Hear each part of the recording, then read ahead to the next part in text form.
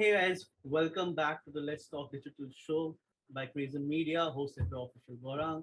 And today with us we have Vivala Coin, and I hope that pronunciation is correct.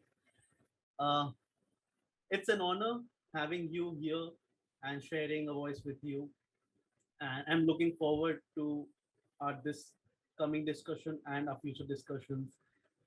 So, with not much further ado, let's talk about your first impressions of Nemo back when you got introduced to him. Yeah. So, one, thank you for having me on. For anyone that's listening to this, I'm sure I'll be sharing it throughout the Nemonium community as well.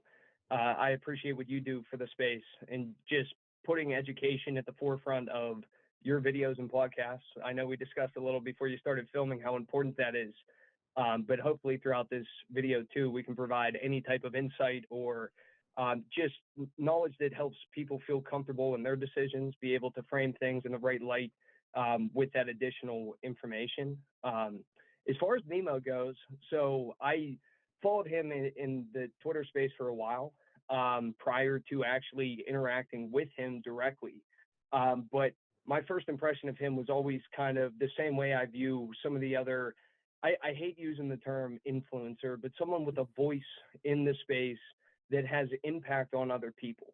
Now, you have two different frames of mindset that I see develop as someone starts to gain a lot of followers. You have people that view that as a metric, or okay, I have followers. Here is my clout machine that I can feed into and talk about projects and hype stuff up. And then you have other people that view them as friendships and people and individuals that you can talk to and people that you will be transparent with, regardless of whether or not every one of the thousands of people that follow you agree with your opinion or not. And he was always someone that spoke his mind, regardless with how it was going to make anyone else feel. And that doesn't mean that he was outright abrasive. It doesn't mean that he was going after any project. He just always spoke his mind. And that is both in a supportive and positive way, which is why so many people trust in Nemo and what he's building now in Nemonium. But it's also a very real and reassuring thing to see as people grow. If you can continue to tether yourself to who you are, what led you to the space, what you believe in, then no amount of success is ever going to cloud your judgment in order to cut corners or undercut people to get there. So he always seemed like a very genuine, upfront person. And I met him through another friend of mine in the Twitter space. And as we started talking, I knew that they were working on putting together this team for Nemonium, but I was really unaware of what it was for. So the original skulls dropped right prior to that. And initially, I was going to scoop one up off a secondary, but they started running up in price. But I followed them every single day, and I thought the art was cool, even though he just updated it into the 3D one. But the first questions that he asked me, they weren't like, so what's your experience as a moderator? Or do you have a YouTube channel? I need a words guy to talk about stuff. He asked, so what's your story? What brought you to this space? Why are you here? And it wasn't business, it was personal, to try and figure out what I believed in, how I view the other individuals in the crypto space, what I think about decentralized technology and its potential, what I'm passionate about. The bedrock of our entire team is based on people that trust and believe in Nemo, but I think inherently he trusts and believes in everyone in the team because it's a two-way street.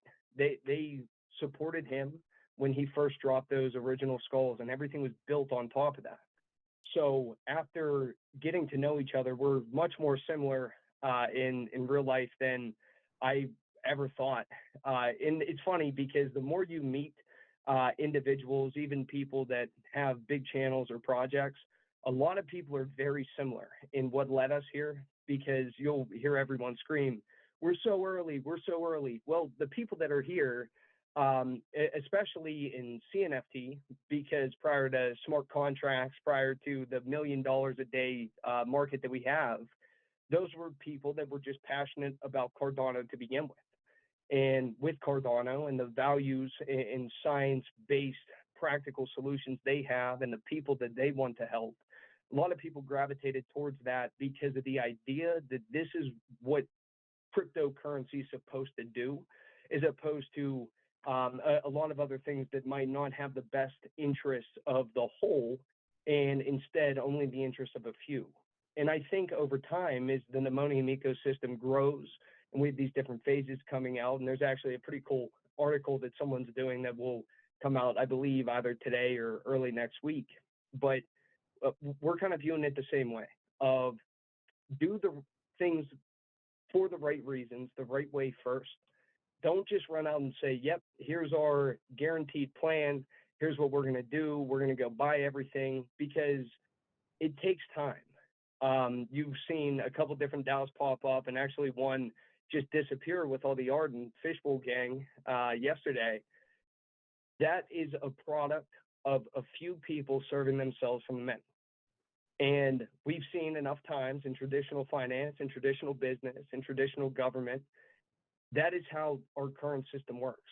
You cannot build anything that way, but you also have this period of time that it still has to be built. And the only thing that's ever going to fill that gap of time is transparent, honest trust in each other and setting the proper expectations of what we're trying to do.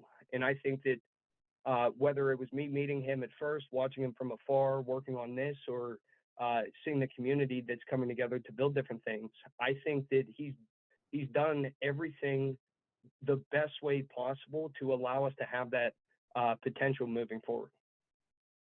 Right. So since we are talking about the financial, the rug pulls that are happening in the system right now, and their potential, there's every day there's a potential of having a rug pull because of the increment of projects which are getting into this ecosystem.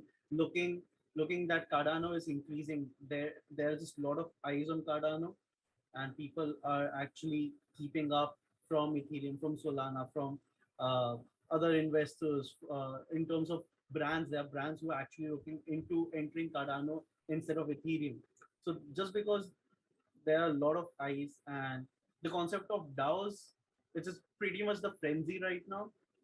And I know in Memonium, honestly, the best part of Nemonium is the transparency. Apart from the team, apart from Nemo, apart from everything else, if we keep everything else aside, it's still transparent to its core. And all of the people who actually follow Nemonium or are part of Nemonium feel the same way. That is the one thing they all feel consistently, that it's transparent, and hence they can have complete faith and trust on the project and the future potentiality of the project. Now, since we have been told that Nemo is planning to have a DAO which is completely autonomous, completely self-driven, and all the holders have the power in their hands. If we compare it to the real world, that's basically a utopian lifestyle. Correct. So, in terms of real life and potentially reaching the part where it's 100% autonomous, what's that track looking like? How do you compare it for someone who has zero idea about how DAOs work? Yeah, so I think you hit the nail on the head that the idea of a DAO currently on Cardano and how people view it is unobtainable at the moment. However, certain aspects of it can be put in place. I know that everyone's working on the multi-sig wallets, and I know that people like ADAO and those guys, they're working on being able to help make it autonomous for people to enter and exit. The current concept of a DAO in and of itself, for the most part that I see outside of Nemonium, it is buying blue chip art and holding it to then fractionalize it, hopefully in the future, and then distribute different rewards to those individuals.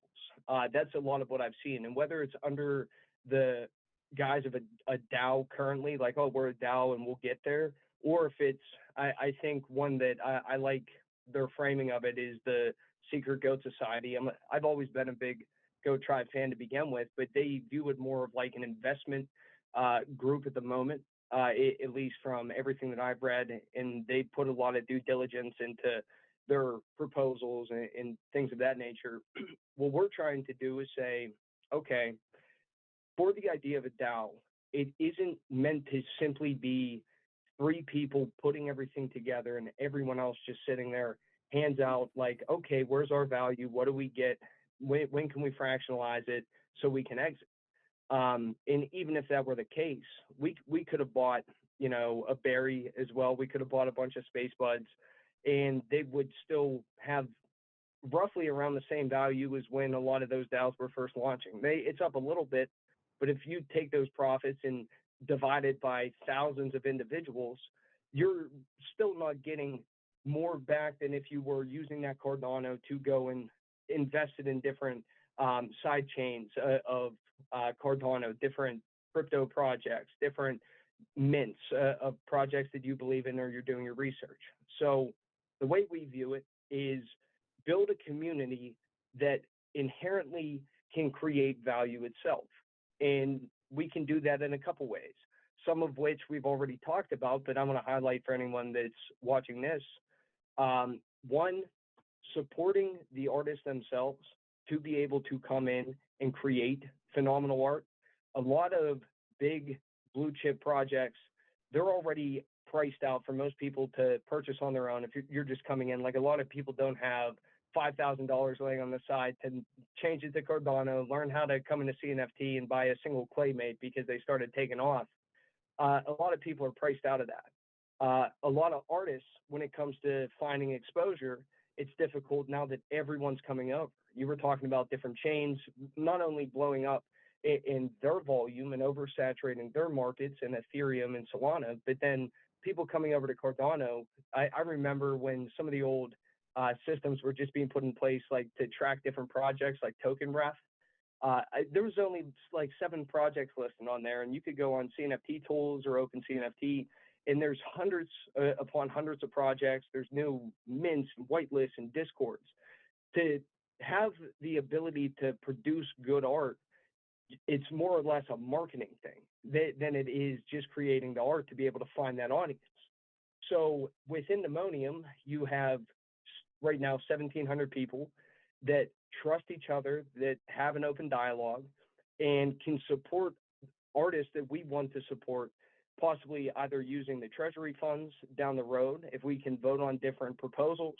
I know Nemo went and brought in a bunch of individuals and paid them upfront to make sure that they were taken care of, and there was never going to be a point where, okay, there was a delay or A, B, and C happened. Thanks for all your work and see ya. Make sure that the artists are taken care of. But when you have someone, let's say like Fauna, that is doing this phase 2 drop, that has done all of the 3D pixel work that a lot of people know in the space and had a ton of success, when he's a part of the group and creating art internally that's accessible to the people in Nemonium, then now there's value internally. We didn't have to take all the money that people may have bought their phase 1 DAO pieces with and go and buy a bunch of his collection in the hopes that it does well. We just support him internally in the group, make it available to different members of the group in this instance, and then hopefully through that, everyone can have a better shot of succeeding in providing value. Same thing with, if you look at the original 75 skulls that Nemo created and sent out to those individuals, the cost that he listed on Twitter was 10 Cardano.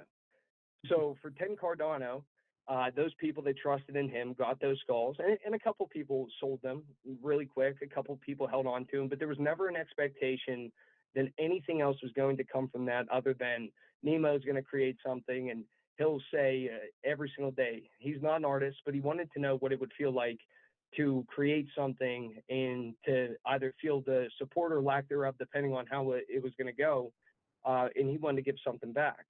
And then by extension, those OG skulls, I believe there's only one listed on JPEG at the moment, and it's at 3,000 Cardano. And those same individuals got an airdrop of 13,000 skull token, which is in the future, as we get this all together, will be our internal ecosystem token as well. So those individuals for that 10 Cardano now have 300 times more value within that NFT if they were to sell it today if the market's there. But most of them aren't listed and most of them aren't selling them. I can say that almost every other NFT I've ever been in, if something goes up by hundreds of times, people are going to just exit. They're like, "Yep, I'm good. That was enough." But the people there aren't just there for monetary gains. It's to build a community. People come together there. It's essentially open sourcing thought as opposed to open sourcing technology. And we can all work together and say, where else can we find value internally? Well, Diecases that was running a stake pool partnered with us in Skull Stake Pool. Not only did we have 2 million Cardano up to this point already delegated, but then we're able to produce blocks, which then have Cardano rewards, not only for the delegators, but for the block producer. And some of that goes back into the treasury or can help fund different proposals and things for the future that we can build either internally or partner with externally. That still, we're not just going out and buying things and sitting on them. We're generating value as a community. Now, it's a domino effect because once you have that stake pool up and running, then we partnered with drip drops and we can distribute our Skull token that way and reward people additionally for delegating their Cardano with that ecosystem token. Now, ultimately, it falls back onto us to build this the right way and to make sure that what we're doing works over time. So it's not like you can do it under the premise of, oh, the utility token's going to go to the moon and all of the NFTs and all the different things are going to be just invaluable. But ultimately, it is a way to build that community and reward them for believing in what we're trying to build. And when you have thousands of people working together that have all the ins and outs of art, all the ins and outs of business, finance, technology, there's always someone somewhere that can do something. And that includes everything from merchandise to media to art. We even had some people come over from Ethereum that are working with Nemo right now for some stuff in the future as well, trying to crack open additional value to maybe some artists that if they came over and just tried to make something in Cardano, it wouldn't have landed. Or maybe they like the idea of having a community that's there that supports them vicariously through Nemonium already. I know one external artist that came over from Ethereum was Benjamin Club, and they did phenomenally, but I saw a fair amount of dialogue where people were upset because they were like, oh, they came over from Ethereum and now they're taking all of our stuff. And it's like, they're not, they're just producing good content and good art and people want to support it. So in this case, we're just, instead of going and collecting it all once they drop it and it's far more valuable, support and incubate not only artists that already have a proven track record of doing that, but the most important part is finding new or undiscovered artists that produce amazing artwork, and then you can help give them the platform or the means to produce it and get it out there. There are so many talented people I've seen in some of the behind the scenes stuff for What's the Comfort Nemonium of individuals that at first I didn't even know. I didn't even know what they made or how talented they were. And I know that people are going to say, oh, well, you're biased, but I believe that it's some of the best art that I've seen in CNFT in general. It's really incredible stuff. So in the idea of creating value internally in a community, a lot of people see someone like Fishbowl, Gang, Rug Pull, and just disappear. Well, they sold their pieces, they bought blue chip art, and they were like, yep, we're just going to hold this and distribute. That isn't a viable way to do it because eventually you're going to hit a wall where either everyone around you figures something out, sees a new project, is moving quicker than whatever you're trying to build or invest in, that they're going to either try and leave or it stalls out. And at that point, I mean, if you're not transparent about stuff and people don't know who you are, all they got to do is pull the cord out of the wall and sell whatever and leave. And then it just burns the people that trusted in them to do anything in the first place. A lot of these different DAO-based communities, even prior to a DAO functionality to make it autonomous, it is a slow process to be able to build value just by buying large projects. It takes a ton of Cardano just to go into something like SpaceBuds to 2x it. Now, there's a lot of money floating around in crypto in general, but a combination of the market kind of teetering and making people nervous over the course of the start of 2022, a lot of people not being sure about tax season coming up and different issues that each person has individually, it stalled out a little bit, and everyone's like, well, where are my gains? Most other funds in traditional finance, if you get like a small percent gain year over year, you're killing it. You're doing great and everything's fine.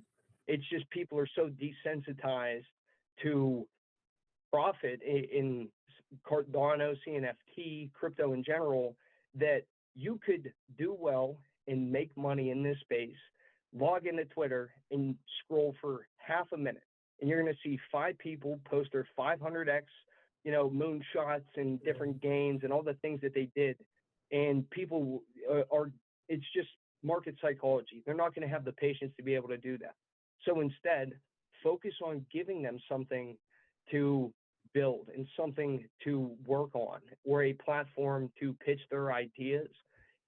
Outside of that, a DAO is an autonomous organization, is essentially a ton of different individuals working together in a business that can create infinite amount of businesses that can all benefit each other within that single ecosystem, while collectively through governance voting on whether or not people think that that is a good idea, think tanking it, putting together proposals.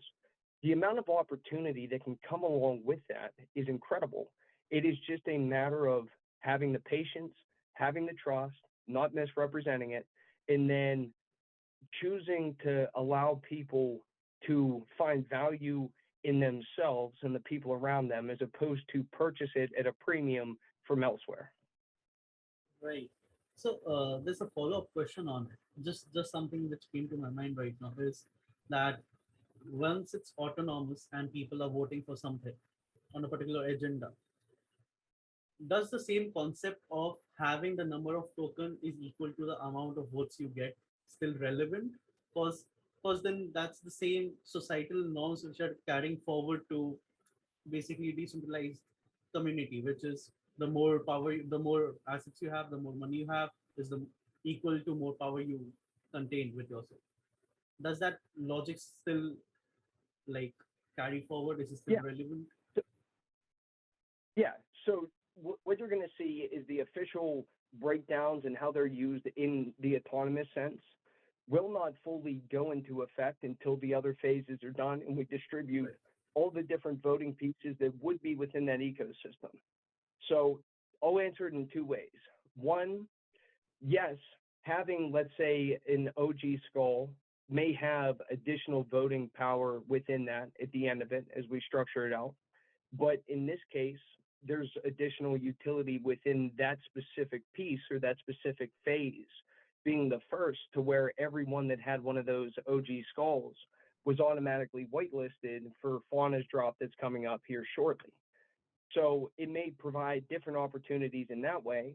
But if right now you locked every single policy and you said, here's what the breakdown is going to be because here's how we want it to work, you might come across an issue where we had a certain amount of Launchpad tokens. And at first there were 13,000 in total, and we were going to start to distribute them to where we felt like there was enough to where there's value in having the token and a vote, but it's not diluted to the point where there's just a ton sitting in the marketplace and no one really cares about it, or you could throw it away and pick it up in an instant. You're not going to get genuine involvement within the community if it's not something that you're like, okay, I have this means something. So at that point, we capped off that policy and closed it out at 3,000. And the rest of them were just burned at that point. Now, could we have sold them before the end of the phases, before everything went into place? Yeah, I believe that we could have, because we were selling them for, I believe the original price was 13 Cardano. So they're cheap. People like Nemonium and a lot of individuals, after we cut that sale off the first time due to congestion, were saying like, oh, we want one. Well, just being able to sell them for the sake of selling them and diluting what might be the original, let's say 1,700, 2,000 members within that group that are involved, is that going to benefit any proposals or voting mechanisms if you have then 8 times more people coming in that haven't had these discussions, haven't built the proposal mechanisms, haven't worked with our stake pool, don't delegate anything, and have been in a bunch of other DAOs, and they're like, okay, let's go buy a berry. Like, maybe not. So in order to do that, you'll see some projects, they'll go to, hey, we're going to mint 10,000 generic PFP things, and they'll only sell, it was actually a Thulu club, I think it was, or Thulu DAO, whatever they were, and they were fighting with people on Twitter, and they weren't selling as many as they were supposed to, and they were like, oh, you know what, we're just going to burn the rest of them. Not being able to sell it and burning and breaking your expectations, it, from that side, it affects how all the voting works and everything else, but there was no interest to anyone else to then get into that community. So when it comes to the vote, it's not going to be a genuine aspect of, here are people deciding, okay, here's where the value is. It would just be whoever was there, and then they're upset because no one else wanted to come in. You burned everything else, and I'm going to wait until I have my exit liquidity, and then I'm going to go. So we want to, instead of just work on giving people the ability and autonomy to exit, we want to give them also an incentive to stay. And it's a difficult thing to do. And if you rush it or lay all those parameters out and something either goes wrong, or if you come up with a better idea as we're structuring it and we can't pivot, that's a disservice to everyone else that has been involved up to this point. So everything that he's done has been very fluid in a way to where he's been able to pivot and change a couple things, like even updating the look of the OG skulls. Even in my wallet, it now appears as a 3D one that can turn. When everything goes into effect and all those phases are out and those policies are locked, then everything is broken down at that point. But up until then, any changes that we want to make, we'd essentially crater ourselves and our ability to pivot. So that I'm not sure if that answered your question as far as like voting power, because there are different benefits to having different phases of it. It's just not everything has been put in place yet for that. So and I still think working, but you know. right. Yeah. Oh no, I was going to say Nemo's always been someone that likes surprises, even though I'm someone that I'm like the suspense is killing me. But I'm sure that he's going to have additional things that none of us even know about, or maybe each of us have like an individual piece. But when it all comes together, those people that believed in him and kept the whitelist tokens, those people that are staking and getting Skull delegated to them, I believe that in his workings behind the scenes, he's putting in place ways to reward those people that believed in him, just like the original Skull holders and those 75 individuals. So it'll be fun to watch it play out, but also it's not going to be ever misrepresented as here's exactly what it is and here's how much you're going to get. We're all working together to make it work. Right. So now talking about your personal opinion about the team. So I would rather not call it a team. I would rather feel it's a creative collaboration which is going on. How does that collaboration effort go on? How is it being built? Are people approaching Nemonium or Nemo or you personally, or are you actively searching for new artists, for artists who are under the radar with good art and just bringing them on the platform? How is that process looking like? I like that question. And also, if I freeze it all, I see you're frozen, but it'll probably kick back in Right. like it did before for us. So can you still hear me? It's okay now. There we go. So it's a little bit of both. You would imagine anytime, let's say we're sitting here having a conversation. That conversation doesn't happen unless I say things and then you say things back. Right. So in a larger concept, there may be people that were like, wow, that's incredible. We want to reach out to them to see if they would be interested in working with us. Then we'll have some people say, I love what you're doing. I think that I can help in either developing something, or I have an idea that I want to put together for a specific channel or something to build within Nemonium. It's a revolving door in the sense of like anyone can come and request anything of us, whether or not we'll be like, yeah, that makes sense. Come on in. Like that's a good idea. Is dependent on the idea and how it's presented. But there's not a point where anyone reaches out to me or reaches out to Nemo where it's just like an instant ignore. I think that with Nemo, when he was approaching different artists and individuals, he reached out to people that he respected and saw them doing things and working hard in whatever realm of their talent it was, whether it was people that were working to develop different things, people that worked on the vending for mints, people that were creating art but maybe not getting a lot of exposure. He is always watching everything in the space, and that includes in Discord. If I asked him right now, hey, who are the most active people just in the Discord today? Even though he's not in there, he'll rattle off like, here's what I see from people. So he always is keeping an eye out for who is putting genuine effort into Cardano, into Cnft, into themselves, into others. And those are the people that we want to work with, not just talented people, but good people that we can support and feel good about supporting for the premise of building a solid community as opposed to just profiting. So I would say it's a little bit of both. And I'm sure that right now, because he doesn't sleep, he's probably in someone's DMs or they're in his and they're discussing 10 different things. But that's what makes this work to an extent is everyone, it's like a prime example of if it was, let's say, a business or if it was even an autonomous organization and we're voting on different things. Prior to that, he's done a phenomenal job of being able to delegate different things to people and to push them a little bit by saying, I've seen you do this. I know you're good.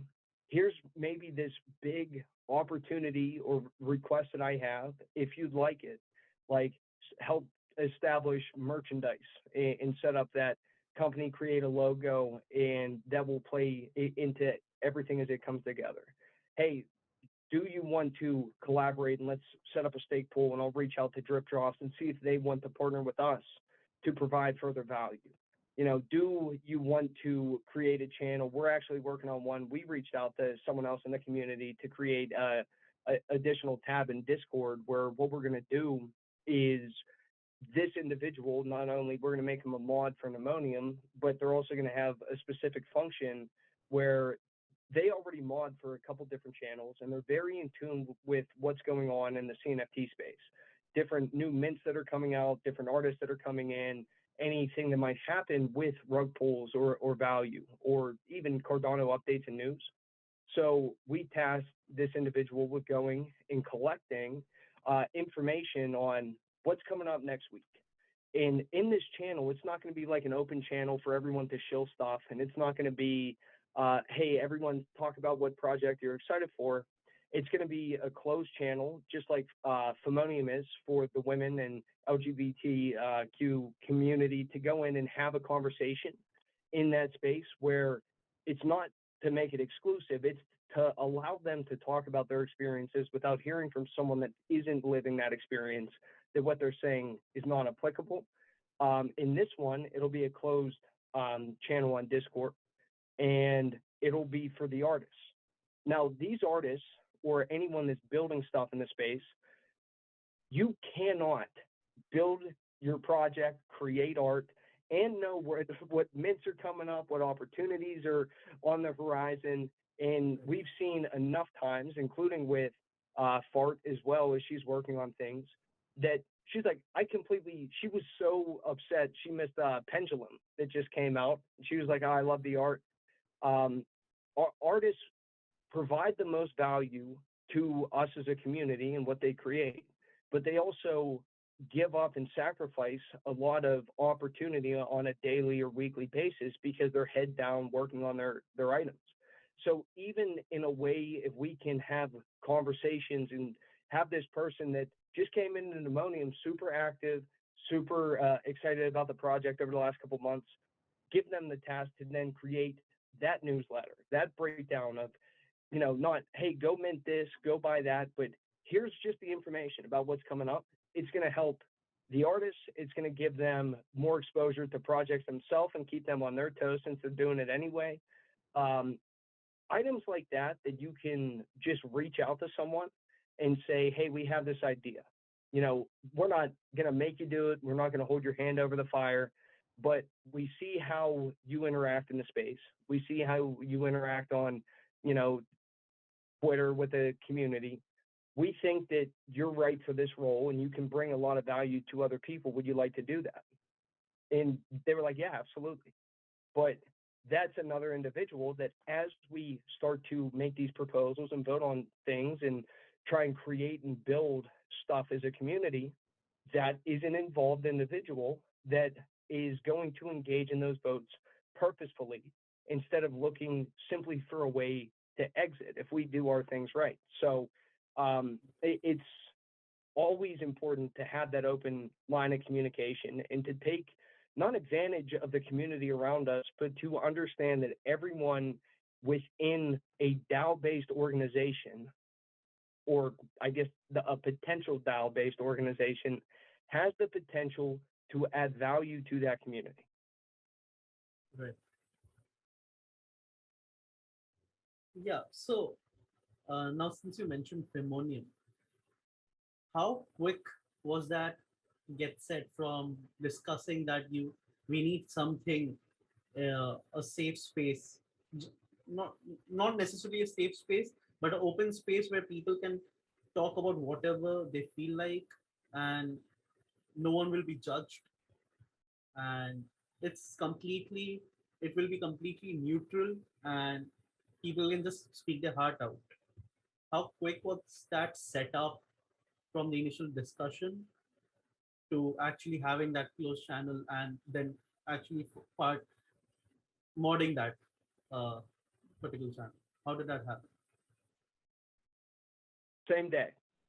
So it was Fart was on Twitter, and she although she was listening to me month in and month out scream about CNFTs and get all excited about it, and she was in the market, she just didn't have a social media presence for that. So when she came into the space, not only having a background in art, but having a different lived experience, she's looking at a lot of the bigger projects that were out, and the one that caught her eye, she saw kept coming up, was DGen Crypto Club. Now, I know in my experience when I was there, like early on, especially last summer, there were a lot of dudes in this space, and I know those people in there, and it was just a club for us all to get together and talk about, whatever, just a bunch of dudes, being degenerates. But she was like, well, I want to be a degenerate. What can I, like, are there any female ones? And I was like, yeah, they're doing a Valentine's Day drop, but you get to have one. She's like, oh, so like now I got to go and buy one at 4 times more just to get a female degen. Like, I feel like I missed out. And I get that there are plenty of people that will say, well, you're too late. You should have been here. Almost no one was here. Like, we're such a small sliver of the NFT community at that point, which is a small sliver of the crypto community, which is a small sliver of society.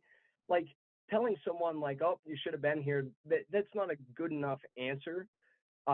So what can we do moving forward to try and have that conversation of allowing people when they come in to feel included in those things? And I'll tell you, although I agree with what she says, I'm not the champion for that because I haven't lived it. I can't speak to it to that extent to where I can help people. And I don't want to, make the conversation worse by misunderstanding things. So when she was going back and forth, and there were some people that were like, oh, well, why don't you go somewhere else and go make your own project and get off Right, of Cardano? I know that particular comment. which is wild because it exposed to me something that I hadn't seen up to that point. Like I was in the community every day, and I saw none of that negativity because no one had the reason to give it to me, because I didn't have to question anything. I didn't mention those things because I was okay with it. I was like, oh, this one looks like me. This is awesome. But when she mentioned it, there was a lot of hate that came out that I had not seen in the space. So at that point, Nemo actually messaged me. He's like, hey, I see what Fart's doing and talking about this. That's important, and I support her, and I'm proud of her. And that conversation went immediately into her talking with Nemo and setting up Femonium, but it wasn't like something that we had to sit down and think about like, oh, is this the right thing to do? I think it was almost an instant agreement that this is a necessary thing for the space. It's a conversation that has to be had. And she's been wanting that ever since. And I think that that community in and of itself is going to be very good for individuals, not only that are in there that can express their concerns or talk about it, but also to bring conversations externally and say, look, like we need to be a little bit, not more sensitive, but just be aware of how we treat things or what we do.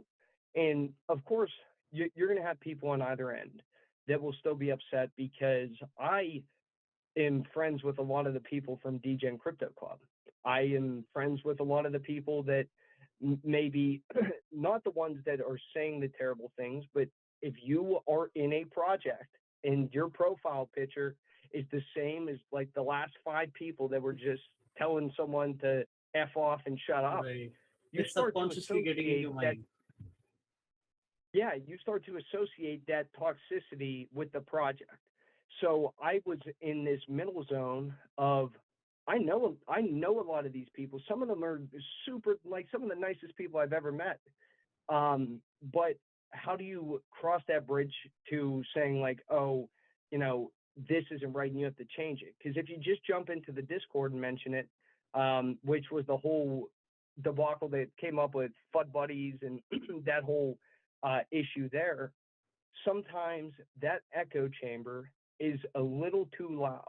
And there are people who work super hard over the past year and a half to put everything together that will defend that and not understand, okay, it's not coming to you directly. This is talking about the representation of people in your group. Then how does that reflect the collective?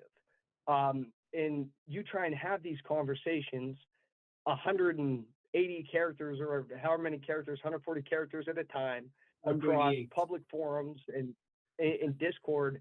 It tends to spiral very quickly. It's not like I'm a firm believer in the fact that most people, if you sit down and stare at them face to face and talk for a while, there can be understanding or compromise or sensitivity to each other's experiences. But when you have that sort of format, it's incredibly toxic. Just this broken up conversation in Infomonium or in these different pages that we're trying to set up. But then most importantly, they have a space where if someone shares a full paragraph of something and they're like, here's how I feel, or here's what I just saw, there isn't the ability for 5 people with, 5 followers and they all made their profiles in March of 2022 to tell them to shut the hell up. Under it, there's just other people that are going to listen and have more of a gateway of understanding there to talk to them than if you're in a broader platform or forum. So it was almost instant that was put in place. And I wish that more people had either the courage or the understanding to say this is something that needs to be done. So I give Bart so much credit for doing that and kind of stepping into the fire for a bit there, because she was like, everyone's just going to hate me. And it kind of went the other way, where a lot of people admired her for speaking up for people and looking out for everyone in general. And I give credit to Nemo for saying, yeah, let's do it. Because he easily could have said too, like, we have a project and Right. we don't want to create any type of contentious environment and let's head down, let's just keep working. But he was like, no, it's important and I support it. So I give massive props to both of them. Right. Because I feel just because someone has a project and they support the right thing, it's way better that you lose few people, if at all, because then that's like the gem you have in your community, and that's always the best way forward. It does not matter if you lose 300, 400, 500,000 people. If the rest are still there with you, they're sticking with you till the end of the time. So that's the best way to move forward. And Yeah, I you remember. Sorry. Yeah, continue. oh no, I was going to say you hit the nail on the head because we were talking about that when we had our big gap from January until March with our, or the start of March with our phase one mint. And some people were getting impatient or saying like, what's going on? Just selling their whitelist tokens or doing whatever. We're like, we want to make sure that we do this right. We're working with the artists. Like, thank you for your patience. And we'll, and Nemo's like, hey, if they want to leave, like that is completely okay at this stage. But the people that stay, those are the people that you want. I just wanted to touch on that because it reminded me of exactly what he said. But Right. what were you going to say? Yeah. So no, that was what I was putting forward. I I just got reminded by a conversation that I remember Fat coming onto Twitter, and I remember her initial tweets, and I particularly remember. So my first impression of Fat was actually the tweet she put forward, which was a pronunciation. Yeah, and that was a Yeah, funny tweet in and in. So that was the first time I actually had interacted with her tweets. I have so I genuinely spend what 2 to 3 hours per day on Twitter. That's the whole day I put into it the whole time, and I rather oversee everything rather than interacting with people. Because I feel if I start yeah, interacting with someone, I'll have to actually keep on maintaining that interaction because I would not want to leave them in middle of a conversation. That just feels bad for me. So I'd rather not start a conversation, and I just oversee things, and I don't enter into any chat. The same goes for Discord servers.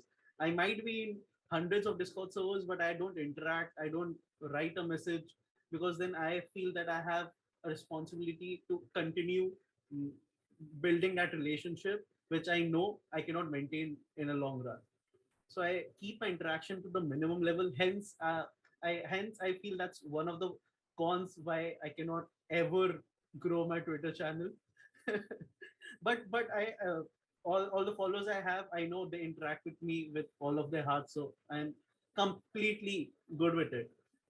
So I remember Fart posting out these tweets. I remember started interacting with that particular tweet, and then just Fart's Twitter just blew up post that tweet. I remember I remember coming back online 2 to 3 days later, and I like shit. I had to like go on, and I had to go on open Fart's Twitter. And I had to actually see what happened.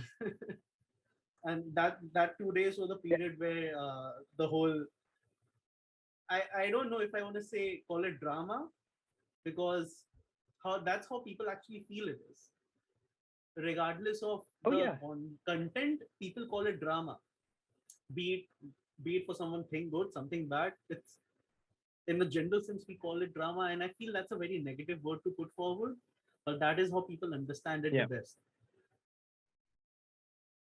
yeah. I think that one drama in and of itself, it all depends on how you take things. So as an individual, to touch on what you first said, I take an immense amount of responsibility to respond to people, to interact with them. And recently I had a couple things happen in my life that over the last 10 days have really kind of shook my life up, and I had to handle some family stuff and some work stuff. And I feel bad when I don't get back to people immediately. And then the more that scales, it's an impossibility. And that's coming from someone that I spend the majority of my day in that space, and majority of my day working on things in the crypto or NFT community, and then still trying to intermittently work and do stuff throughout the day from home, or now they're pulling us back into the office trying to juggle it.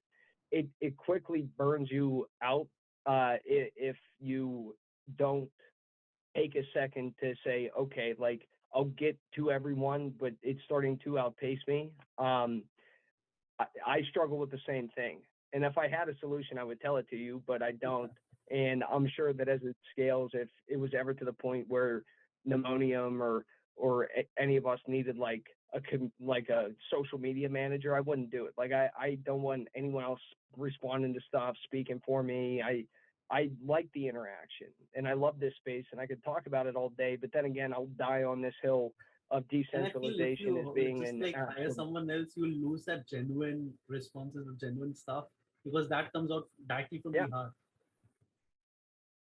that's what a lot of people that have much larger channels do, just because they can't keep up with it. But like anything, it's like a circus where you got to keep performing, or else then you lose that algorithm and that interaction and everything else. But then that's where you see like all the big crypto Twitter people, whether it's just in general or on Cardano, the same tweets every day of like, oh, like, did you buy Cardano today? Like, okay, we get it. Like, do you have any original, insightful things to say, or are you just going to scream the same 20 generic things over and over again? And that's where they sold out of the conversation.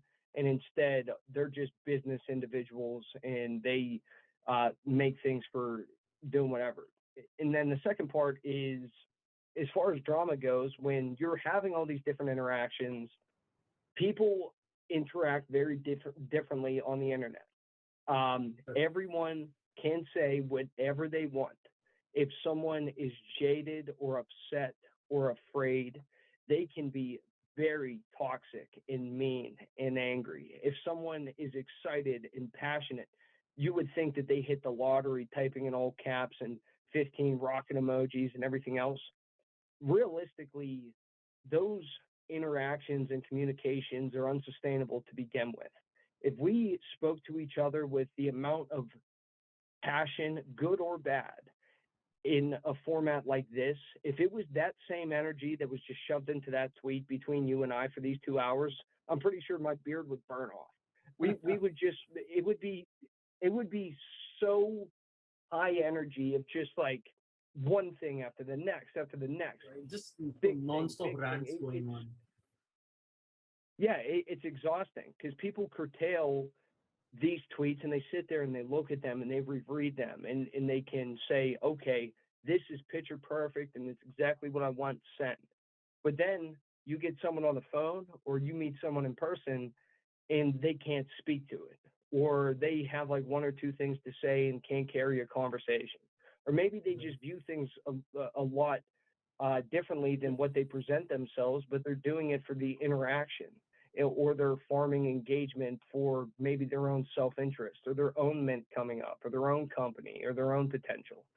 It's very hard to dissect who is here for what reasons in just a snapshot. Now, over time, you can start to get that idea of like, okay, this person, I've seen them around for a year or two. They're here for the right reasons. I've talked to them. I see where they invest their time. I see what they do for the community. They're here for the right reasons. That's someone that when I see their interactions, I know is genuine.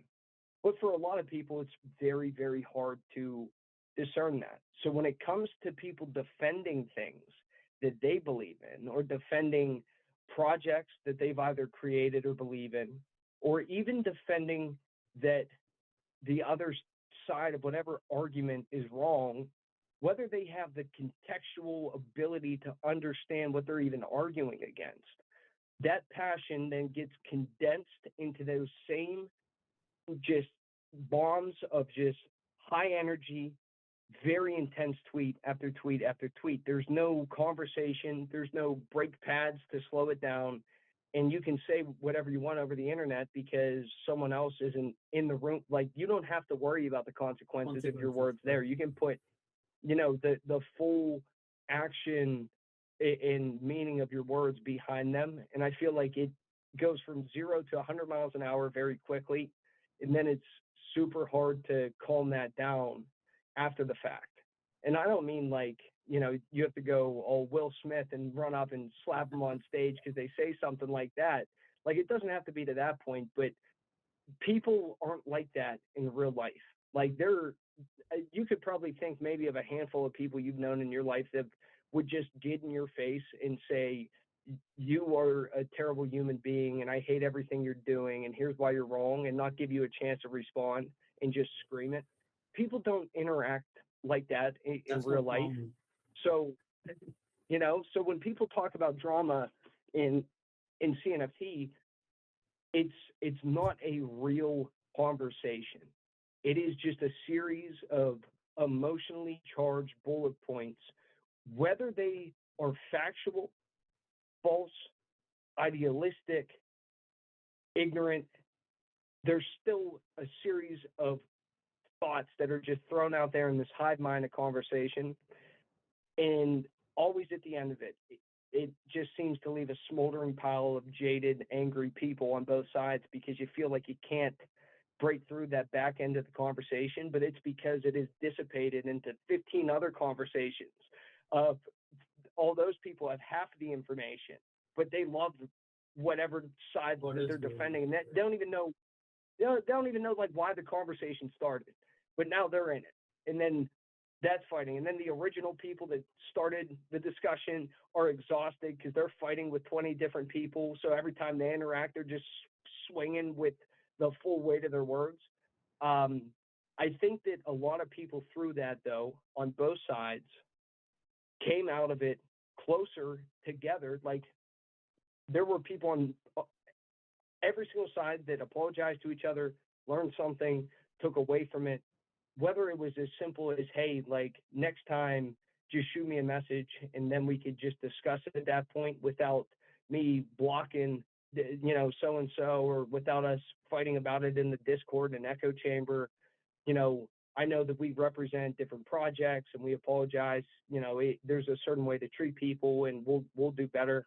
There was only, I think, 2 people that I can list off the top of my head that never came back and reconciled things, and that's okay too. If they want to be that person, that's fine.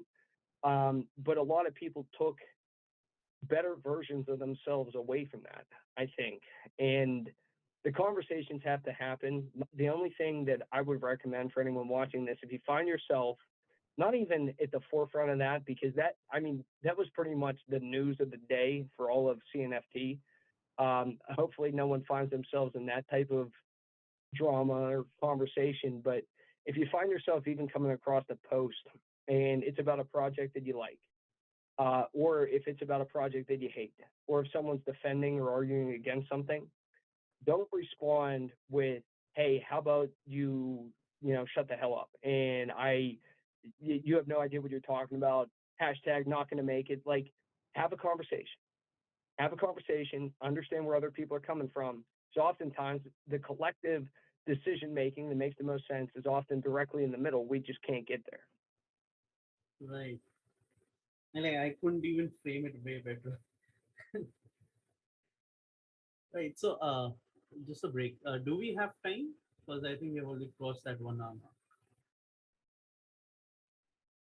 Oh yeah, if you had any other questions, I'm good. Right. No, I feel that the conversation will just flow ahead if I don't have a time in my head. No, you're good. I'm happy to answer anything else, or if you want to pick my brain on anything, because even if it's like, I saw a couple of yours, like, your shows go on pretty long. Even if you wanted to do like multiple or like touch base on them, like I have a lot of fun talking to you, and I think that the information you're putting out is genuine. So I'd even be happy to do like another call, and then if you string together a bunch of different questions or even broader Cardano stuff, or macroeconomics, it doesn't matter to me. I'll discuss any of it. Right. That would be lovely.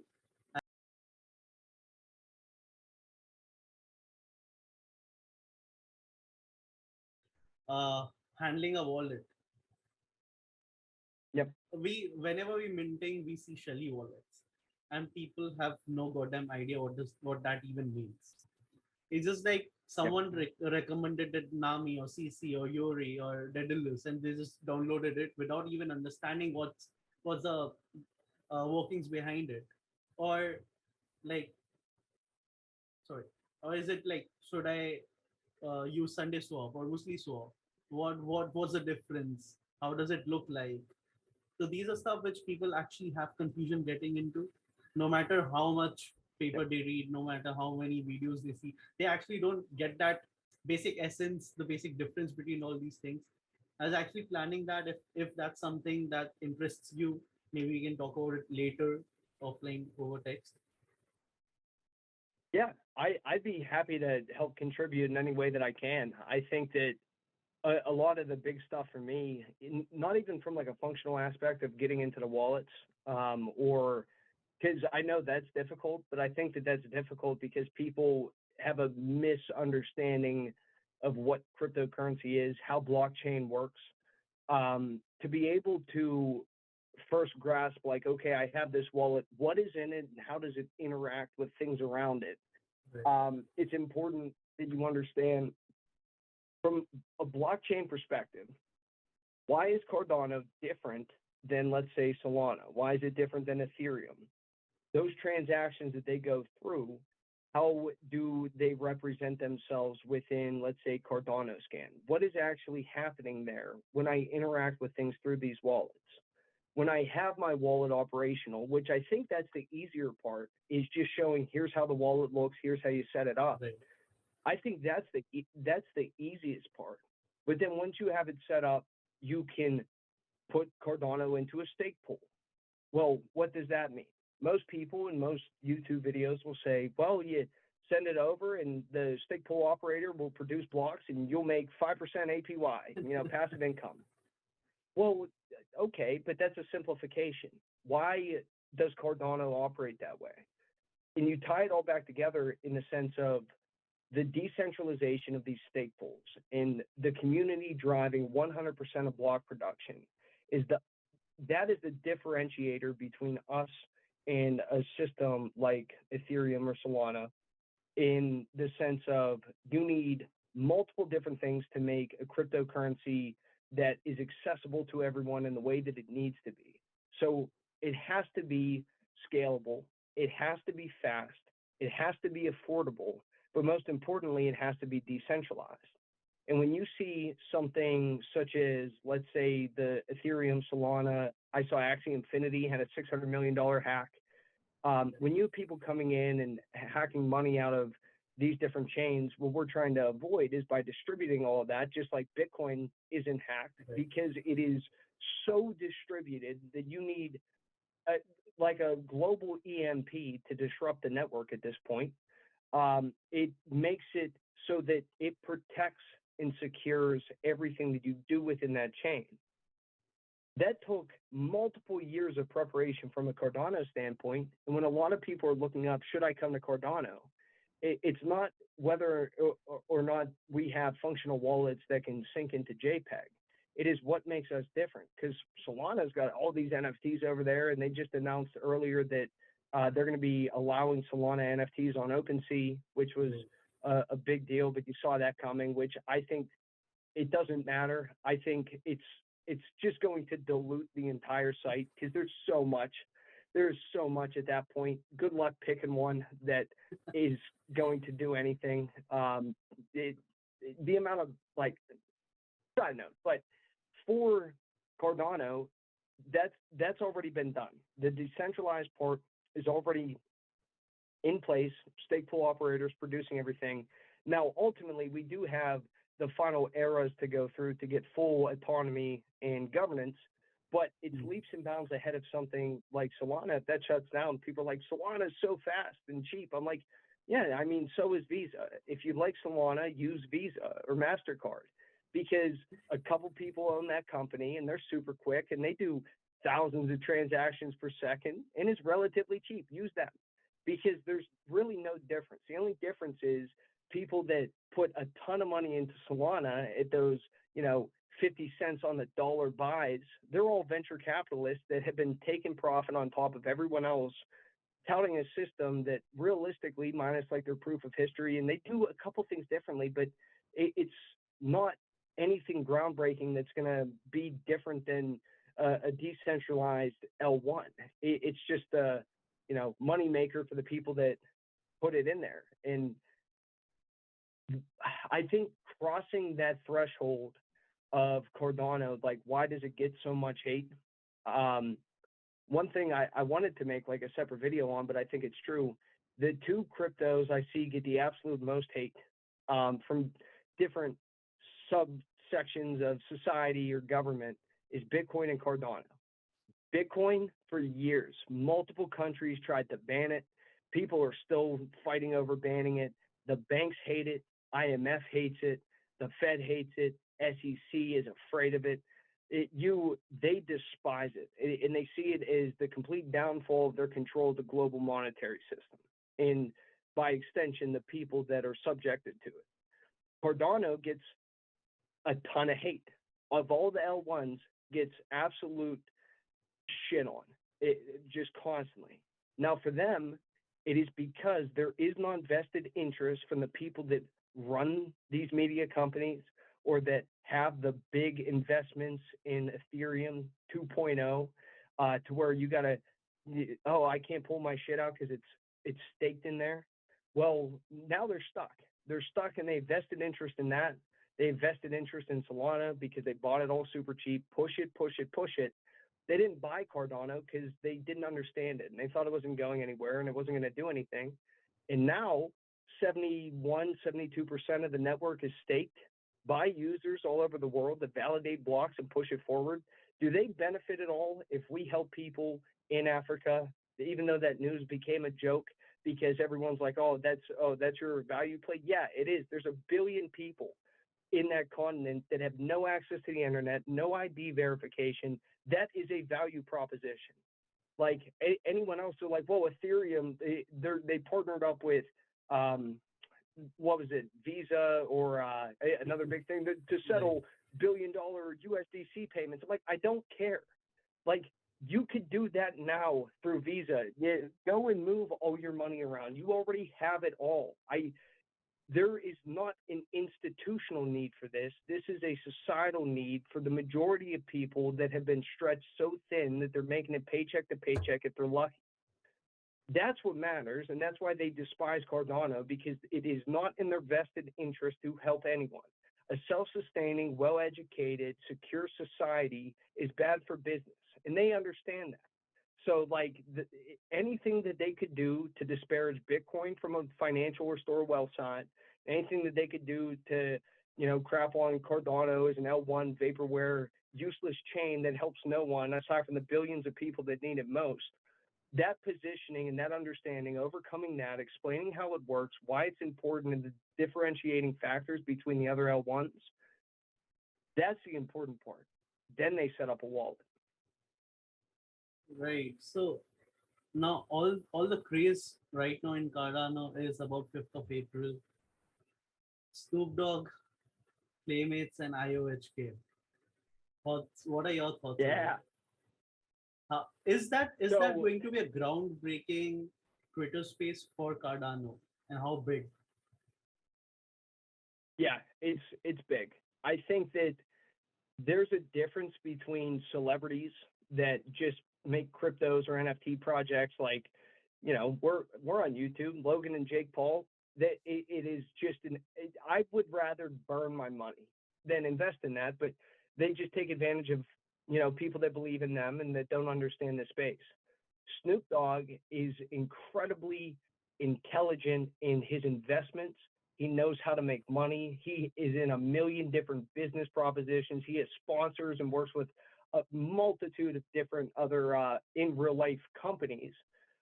So him already being on Ethereum in Solana and having a ton of experience in NFTs, coming over to Cardano to not only participate with Clay Nation, but to meet Charles and talk to him. If we can get someone that has a voice to reach the mainstream public. Because Charles, I mean, we love him because we watch him talk and it's funny, but he's a mathematician that most people aren't as aware of. Is like, okay, so who's this guy? What does he, do? People don't really follow him in the mainstream news for the most part. They do follow Snoop Dogg and what he's into with CNFTs. So if he can impart some knowledge to him as to why Cardano is so important, it's not because Clay Nation made you a NFT. That's cool and welcome to the market and bring everyone with you. But why is Cardano important? I think that that's the true groundbreaking point to where maybe he can translate some of that information. From a CNFT standpoint, you already saw Clay Nation, they jumped to like 3,200. The Good Charlotte collab was at like 1,000. Dead Pixel popped up to 3,500 again. It's going to bring a lot of money over. And a year ago, I was saying we were early, and now everyone else is screaming, "Oh, we're early." I'm like, this is insane. It's absolutely insane. I think that it's going to come with a different attitude than the way it would impact a different blockchain. Because on Cardano, the way that the community is different than it is on Ethereum. It's different than it is on Solana. Like these other chains, they have good technology. Some of them, I talked to Nemo. He was like, yeah, he says, oh, go to just other random chains and look at their technology. And he's like, some of the things that they do are incredible. And there are chains that people don't even know about that have functional NFT marketplaces that are sometimes even better than ours. But they don't have that community to drive it. So it's our responsibility to make sure to steer the conversation, to keep it community driven and not turn it into a flip nightmare, churn and burn that it is where there's 10,000 projects on Ethereum and the majority of them go to zero. That's a fine line to walk. The only difference is when we started, we didn't have smart contracts. We didn't have marketplaces.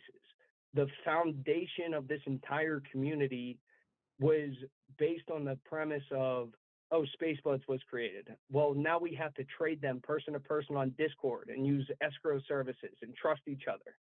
Everyone knows everyone to an extent that is a larger creator voice in this space. Everyone knows everyone. So at that point, we can work together to try and keep as much of that close-knit community mindset in place. It's different than gatekeeping. We're not saying don't come over, don't build new projects, don't create art. Like I'm investing in things that I believe in. I'm never afraid to watch someone else succeed. I'm never afraid to watch another project succeed. So I don't need to gatekeep. But what we will do is point out if someone tried to put out a chain that was like Cardano or Ada Apes, but it wasn't like the one that we know. It was like an offshoot of Bored Ape Yacht Club, just like they did on Solana, and they tried to push that and get a bunch of people to buy it. And there were so many people screaming from the mountaintop saying, "Do not buy this garbage. This is either a scam or it's just disingenuous. This isn't associated. Like we don't want that here." And they finally shut down their project because they were like, "Well, apparently Cardano is a gatekeeping community." And now we're like, no, like that isn't gatekeeping. Protecting the people in our community because we've been here from the start. We all know each other and we understand what to expect from good projects, what a scam looks like, where value is not. Then it becomes all of our responsibility to carry that forward to the best of our ability within the community. So that's going to be a big task to be able to do as the space continues to get larger. But I think that in how we started face-to-face, person-to-person, trust-based community, I think that we're going to have the best shot at being able to mitigate any of the negatives that would come with a big influx of people. And it's funny because I view Nemonium a lot like that as well, where we're building towards what we want to do.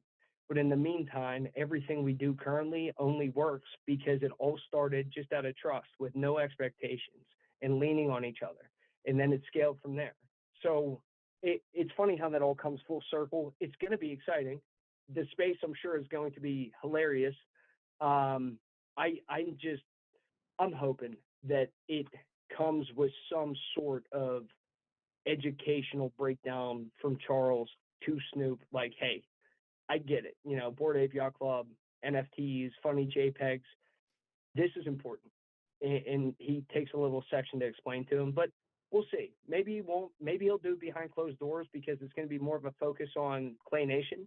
But I know that once that camera's off, they're talking in depth about different things because he's a business person. He's going to be looking at every single angle, even if it's not it's not like he can be sponsored by Cardano. It's everyone's chain, but he certainly can be more active in it if he understands it. Right. And there have been hints going on long enough that Snoop and Gary V, they both are looking into CNFTs. And I think Gary Vee has put out like multiple tweets, just random with hashtag CNFT and hashtag Cardano. And yeah, so getting him in the Cardano space or however linking his projects We Friends with Cardano, having a utility put out, and the VCon which is coming up this May, just having something for people to connect in that particular space would be a groundbreaking level for the whole NFT community in total, not just Cardano. And with that, is Nemonium also having a stall in the CNFT coin this October? Um, what CNFT con coming up in October? Yes, last Is week that what was you were CNFT asking? coin. So we'll be Ford and I will be there. So I know that we'll be talking to people about it in person. Whether or not we'll have a booth, I don't know yet. I mentioned it a while ago to Nemo, and we were thinking about it. But I think from his end, he's viewing it as until we do what we're aiming to do, setting up a booth like what are we going to call it, the hopes and dreams booth of, hey, here's what we're working towards. Like, it's more or less we want to deliver on things that we have planned without creating all this hype of, yeah, we're going to have a booth and we'll discuss everything that we've done, because we're actively trying to do it. I feel like it would be like over promising things that, like, yeah, we'll be there and we'll discuss what we've done that we're actively trying to do. I think that there are a lot of incredible projects and creators and people that either create art, some even create physical items and things like that, that are going to have booths there. Different blockchains and things that are building on Cardano are going to have stuff set up. Unless we would have something worth talking about at that point that we can define right now and say, this is exactly how it would look and what we would discuss, then we shouldn't take that spot from someone else that might already have whatever their PFP project's roadmap is. That's pretty sound, and they can go and they can speak to that. If they want to do that for their project, they should. Us setting the expectation that we'll be there, we'll be there in person, but setting up the Nemonium booth, it would have to come with a couple additional steps that we have to put in place. So if I asked him, he'd say one day at a time, let's do phase 2 and the other phases, and we'll see where we're at. I do have to talk to Fort, though, because I know that she's working on a couple things in the background. Not only are we putting together some merchandise stuff, and her artwork is really cool, but her background is in art in general. She went to school for fine art, and she does ceramics. And I know that she's got a couple ideas for making mugs and things like that for individuals, and kind of be more of a utility-based NFT project to get that to them and do some genuine good mornings using a fart mug. So I know she's working on that. So even if we set up, not even like a booth, but even if we sold a couple of those there or something like that, I think that'd be cool. It's just going to be interesting to meet everyone in person, because we finally had a chance to meet a few friends for the first time from the CNFT space. They were in our hometown, and Right, unfortunately they sometime just back. moved. We only found. Yeah. Yeah, and unfortunately, they just moved last week, but they were here this whole time. We didn't even know, so we got to hang out a couple times. So, for as much fun as we had with them, I imagine that we'll just be focused on meeting everyone and touching base there and just having a good time and celebrating what this summer is going to bring. Because I think that yesterday, and watching the market react, barring any external cataclysmic events, I think that this summer is going to be an exciting one for the entire space. Right. And I'm hoping that I do make it to Las Vegas this time, because India to Las Vegas is the whole ordeal just to get there. Are you going? I am planning to. I'm planning to, and but it's still a big ordeal just to get from here. It's just so far away. The whole costing, the stuff is really Oh yeah, crazy. it's a pain. I mean, there's a couple of people on our team are in Australia, so that's a nightmare to fly all the way around trying to get over to us. Plus, It's what, I around flew 50, one. 78 hour flight just from here. Oh yeah, no, it's my own personal hell. I don't like to fly to begin with. I would rather actually run there as opposed to fly if I could. But even then, I only flew one time last year because I had a friend that had a bachelor party, and there were 19 of us. And of the 19, 18 people either had a flight canceled, delayed, Yeah. pushed back, a flight just was completely missed. We had people winding up in different cities. A few people had to rent cars to get to the next airport. It's not great, but I think that's One just hell a of a reflection bachelor of a lot of party. industries right now.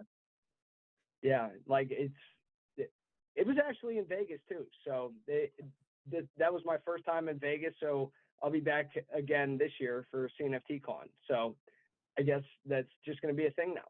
Right? I've never been outside India, so like, what's better to start off my first international trip with CNFT card? Yeah.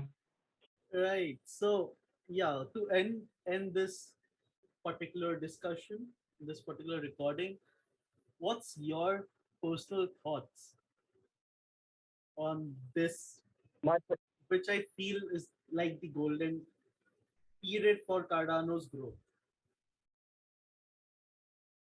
So I would say my personal thoughts in general. So one, I'm incredibly thankful to be a part of Nemonium and to be a part of a community that is so driven and personal and connected and thoughtful and innovative. That's the first thing. And I was thrilled to talk about them on here, and every day I'm excited to be a part of it. My thoughts in general, when it comes to Cardano, crypto in general, world events, etc., I think that right now we're in an interim period that a lot of people are unaware of. And I don't mean like, oh, the next bull run's coming and everyone makes infinite amounts of money. I think that we're in this stage that the way that things currently work in traditional economy and traditional finance and traditional supply chain, how we live our lives, how we do our work, all of that is not going to continue to be sustainable. And I think that we're starting to see the flickers of that, the employment issues, the wage gaps, the increasing prices. The solutions to those items are inexcusable at this point. You print more money, you debase everyone, inflation's already too high. There's going to be a transitional period where money's going to flow into places that it's actually being used and growing and appreciating, or like Bitcoin, expansatory and deflationary to hedge against all of these other items. But externally, it's going to be catastrophic for the majority of people. And it's going to be this reckoning almost of, for years, everyone was told the same things we were told. Crypto is just a giant Ponzi scheme. It's not going to lead to anything. Don't do it. Like, just put your money in the S&P or put it in a high yield savings account. Some of those savings accounts over in Europe are now at negative interest. Like, you're not even making anything. Inflation is outrunning every single currency. The regulators and the banks that told you not to get into this market all have their crypto desks set up for their wealth-based clients and their wealth asset management clients. Fidelity and BlackRock and Bridgewater and every major hedge fund, pension firm, retirement plan operator is on hands and knees begging the SEC to file a spot ETF, where Fidelity, that manages trillions of dollars worth of assets, went to Canada to do it. Those individuals all at once are going to realize, I am screwed because I'm not in this market. I have no savings.